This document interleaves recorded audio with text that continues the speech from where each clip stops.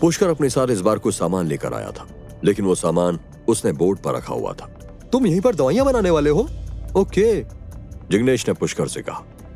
पुष्कर ने धीरे धीरे उन फ्रैगमेंट्स पर काबू पा लिया था और फिर वो गहरी आवाज में बोला, मुझे इनसे दवाइयां बनानी होंगी। जिग्नेश को ज्यादा कुछ समझ नहीं आया, उसने बस अपनी मुंडी हिला दी। फिर उसने कुछ सोचते हुए पुष्कर से कहा, बॉस, अब हमने जो गजेंद्र को ऐसे ही जाने दिया है, क्या वो सचमुच 500 करोड़ लाकर देगा? पता नहीं इतने रुपए लेकर आने में उसे कितने ट्रक लगेंगे। जिग्नेश चिंता में था। पुष्कर धीमे से मुस्कुराया और बोला, कोई फर्क नहीं पड़ता कि वो पैसे देगा या नहीं। जब तक उसकी फैमिली वहां है, मैं अपने पैसे किसी न किसी तरह निकाल ही लूंगा। इसी वक्त कई लोगों का एक ग्रुप अचानक वहां पहुंच गया। ये वही गांव वाले थे जो थोड़ी देर पहले गजेंद्र से टकराए थे। उन्होंने वहां उस बड़े से ईगल को जमीन पर पड़े हुए देखा तो सभी सरप्राइज हो गए। संतरी भी उन्हीं में शामिल थी। उसके पीछे 2 गांव वाले खड़े थे जिन्होंने टोनी गोद में उठा रखा था और उसे 2 कपड़ों से अच्छे से ढका हुआ था। जैसे ही संतरी ने पुष्कर को देखा, वे तरह चिल्लाते हुए पुष्कर के पास चली गई और जिग्नेश इस औरत को अपने बॉस पर चिल्लाते हुए कैसे देख सकता था। वो तुरंत चिल्लाया, ओ, तुम क्या बनना चाहती हो? अगर तुम्हारा बेटा मर भी गया तो इसका पुष्कर से क्या लेना देना है? अपने बिखरे हुए बालों को लेकर संतरी ने तुरंत एक गांव वाले के हाथ से और की तरह चीखते हुए बोली, लेना देना कैसे नहीं है? अगर इसने उस बड़े ईगल को ना मारा होता तो उसका गजेंद्र को ईगल ना मिली होती, और अगर उसे ईगल ना मिली होती तो मेरा बेटा मजे लेने के लिए गजेंद्र के पीछे अपने कुत्ते ना छोड़ता, और अगर ये सब ना होता तो गजेंद्र मेरे बेटे को गोली क्यों मारता? सारी मुसीबत की जड़ तुम ही हो पुष्कर। पुष्कर ने अपनी मुट्ठी भींच ली और गहरी आवाज में बोला, अगर तुम्हारी जैसी माँ हो तो टोनी जैसा बेटा पैदा होना तो लाजमी है। शालमी, तू मेरे बेटे के बारे में अनाप शनाप क्यों बोल रहा है? तू एक राक्षस है। मेरा बेटा तो इतना अच्छा, इतना प्यारा, इतना आज्ञाकारी था, वो क्यों मर गया? पुष्कर तेजी से आगे बढ़ा और उसने संतरी को रोकने के लिए उसे अपने से दूर धकेल दिया और वो उड़ते हुए सीधे एक पानी के तालाब में जा गिरी। और वहां से निकलने से पहले वो बहुत देर तक चीखती चिल्लाती रही।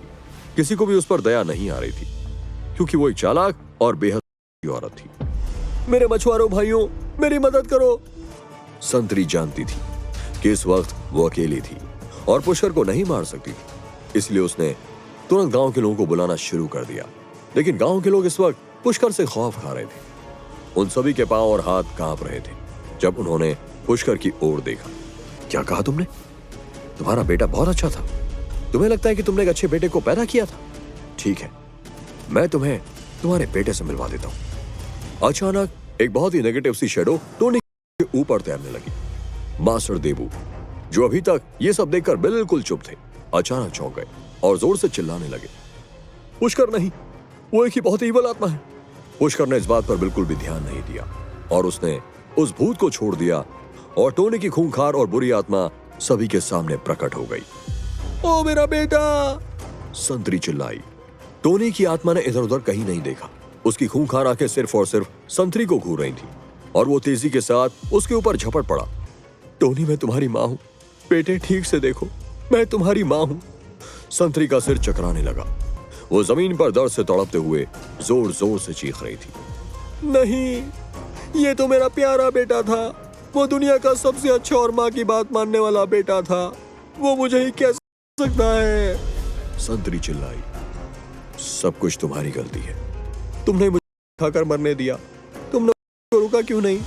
और भले ही अब संतरी के चेहरे पर का कोई निशान नहीं दिख रहा था, लेकिन उसके पूरे शरीर पर काले काले चोट के निशान दिखने लगे थे और वो धीरे धीरे पूरे काले रंग में बदल गई। भले ही मास्टर देबू इस वक्त आगे बढ़कर नहीं आए थे, लेकिन उन्होंने एक गहरी सांस छोड़ते हुए कहा, तुम स्वर्ग में पहुंचकर अपने सारे बुरे कर्मों से छुटकारा पा सकते हो, लेकिन तुम अपने बुरे कर्मों से धरती पर नहीं बच सकते। तुम्हें अपने बुरे कर्मों की सजा यहीं पर भुगतनी पड़ती है। देबू और जग्गी ने एक दूसरे की तरफ देखा और पुष्कर की ताकत के लिए उनके मन में इज्जत और भी बढ़ गई। क्या टोनी की आत्मा पुष्कर पर हमला करेगी? क्या देबू और जग्गी पुष्कर के गुलाम बन जाएंगे? जानने के लिए सुनते रहिए ये एक्साइटिंग कहानी सिर्फ पॉकेट FM पर।